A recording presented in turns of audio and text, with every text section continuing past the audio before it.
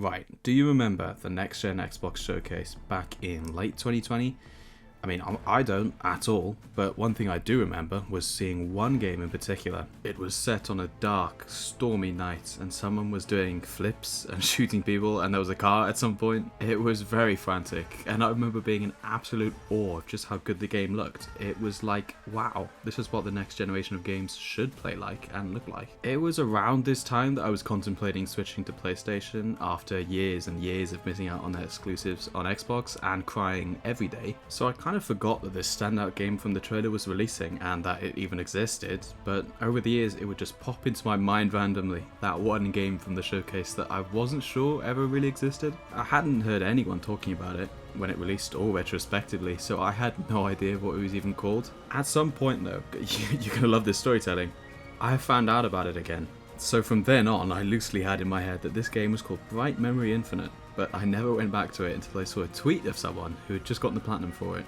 I mean, they said it was fast, that they finished it in an hour and a half, and I was like, hold on, I remember that game. So as anyone responsible with their money would do, I bought it pretty much straight away. I'd been meaning to play it, and the platinum seemed pretty short, so why not? And let me tell you, oh boy, this game is as much comedy as it is nail-biting action.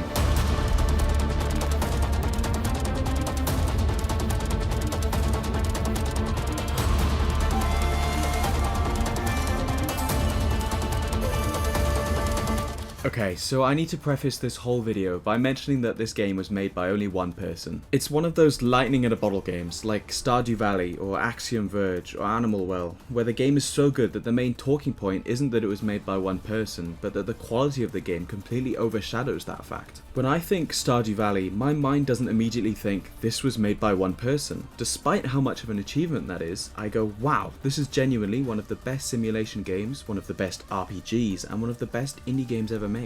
And then I remember, one guy made this? Bright Memory Infinite, while not maintaining that legendary quality of some of these other projects, is still a fantastic work of only one person, so we need to be careful because at this point, nitpicking and critiquing the game feels a little more reductive, a little more personal, because this is a huge achievement. A long passion project deserving of many a praise, so when I feature some of the strange things that happened to me while playing, we should look at it with purely comedic intent, because this stuff is really funny and shouldn't take away from any work that, please, I'm sorry if I say this wrong, Sung Shin Chung put in. So join me as I look to get the platinum trophy for Bright Memory Infinite.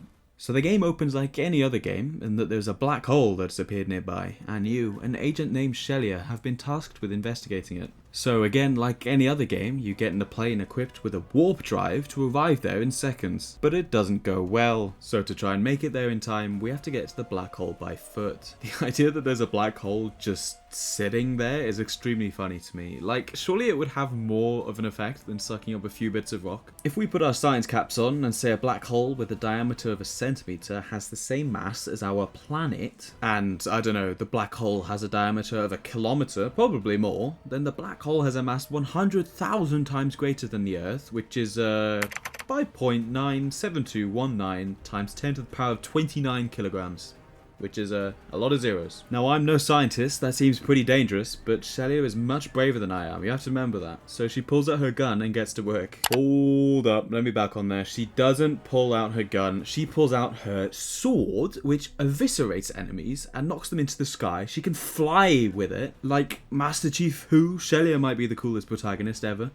Okay, let's take a breather. Coming back to the gun for a minute, the developer was really onto something. I hadn't played a realistic shooter in ages up until the point I played it, so I was actually floored by how good this felt. Immediately, you feel how well the gunplay is made. Guns both look and feel amazing to use, like amazing. And you can easily mow down waves of enemies, they handle super well. There are 4 of them in total, and 3 of them are really good. You have your basic rifle, a shotgun, and a sniper, and trying to get the trophies for specific kill requirements for all of them was really fun because they felt like such a meaty, flashy version of any other versions of them in different games. The last one is a pistol, which is not as cool, but it has a rocket launcher attachment because someone in this family had to be special. So I start off pretty wowed by many things I'm seeing on my screen. The graphics, which we'll get to later, the crazy visual effects, the gunplay, and just how tense running around this place feels. It genuinely feels like you're just on a high stakes mission, but the catch is you're basically a superhero and that your only weakness is 2 grenades being thrown at you at the same time. Admittedly, this is quite a rare weakness to have taken advantage of, but it helps that Shelia is loaded with every possible inhuman power worth talking about, as well as being a samurai, and a soldier, and a trained markswoman. Or she can, as well as use her guns and sword, use her fist like a flaming cannon, and manipulate the force to drag enemies towards her, and make them explode? Where do you get training for this? You have like 15 options that you can choose at any one time to kill an enemy. Like, obviously you stick to some more than others, but the amount of variety makes it quite literally impossible to get bored, yet the range of special skills is low enough so that you don't get overwhelmed by your tools during the short 1 hour 30 runtime. There is a constant feed of stimulation given to the player from using any one of these tools, firstly because, just like, this feels awesome from concept to effects, but also because you get rewarded with multi-stage achievements across all types of futuristic murder. There is constant achievement here, ability unlock there, look what I'm doing! And this game offers just a lovely mix of positive reinforcement. It's a dopamine rush rivaled by the greats like Vampire Survivors, a Hall of Fame inductee into the limitless joy and rush that gaming... Okay, and I've fallen through the map. The beauty of this game is that no matter how immersed you are, there is always a bug right around the corner about to bring you back to reality. 1 minute, you're dashing over cliffs in a high-speed car chase, shooting missiles at the vehicles in front of you. What? What's that? The cars aren't real. Go to bed. I could have sworn they were right in front of me. If I was sat in the New York Comedy Club with the game right in front of me, I probably wouldn't play it. But it wouldn't be that close at all. But it does get a laugh out of you quite a few times, and that's all you can really ask for. The comedy comes from the technical state of the game, but also from the concepts and just moment-to-moment gameplay. Like, the first boss of the game, I figured out pretty quickly that firing a shotgun and swinging the sword at the same time would sort of interweave each action, sometimes making the animations invisible. Now, this would make both you and the boss go blind, so I was able to rack up a lot of damage in a short space of time, and just as I was about to kill him, he does the exact same thing back to me. Like, he learned from what I did and went, fuck it, might as well give it a try, let me wave this thing about too. But like, I can't even be mad, because this stuff is so funny and it just looks so cool. I think the best way to describe this is that it's a really good tech demo for the current generation of consoles. A really good tech demo, like so good that they didn't even implement working tech for Shelia, like this fully functionless grappling hook. Now, back when the game released, I think it won an award for the least amount of story, so you can't really come to it for that. I think it's more like a long Call of Duty mission if you were taking 2-year dry-aged hallucinogenics. There aren't really any characters apart from the ones who talk to you through an earpiece, and they're fun enough, but I think you can tell that the developer wanted to make a game with grander scope, considering the fact that the main villain is revealed after you kill the final boss, and then has about 15 seconds of screen time. But with an 100% completion time of quite literally an hour, it doesn't matter at all. It's not what you come to the game for, and it mixes up the gameplay more than many games 5 times its length. You have the car section and a stealth section towards the beginning. I actually really enjoyed the stealth. There was a trophy where you needed to kill 15 enemies without being spotted, and all you have is a butcher's knife. It sounds really hard on paper, but it was pretty easy actually. You just gotta be sneaky and try not to get caught, and you get it, so good luck to all of you out there on that one. It's tricky, it's a tough one.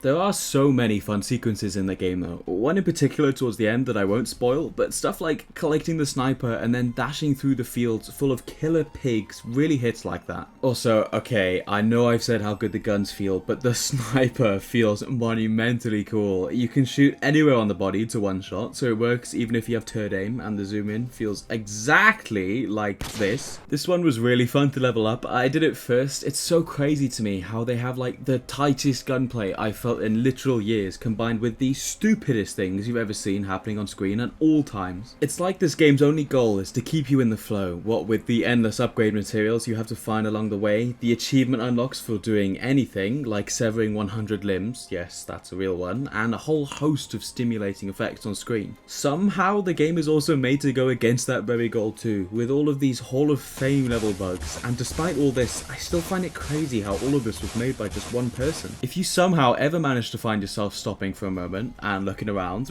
which never happens, but sometimes it does, you'll find that the game is genuinely beautiful, unless you're underwater. Rain effects are expertly done, the texture work is striking, and backdrops are framed really nicely once you start climbing into the air. I would have genuinely loved for a full version of this game to be made. I really do think it would have made some waves in the industry, as everyone would have been able to see the absolutely crazy vision of this one guy, and how you can make games that are fun and engaging while also not knowing what the fuck is going on. Because the fundamentals of this game game are really good, and wishful thinking would be that with proper budget and some ironed out bugs, a longer sequel to this game would be great, and it would, but just like they say at Bethesda, glitches maketh the game. I know this is a short video, but there's not much extra I can show you without showing you literally the whole game.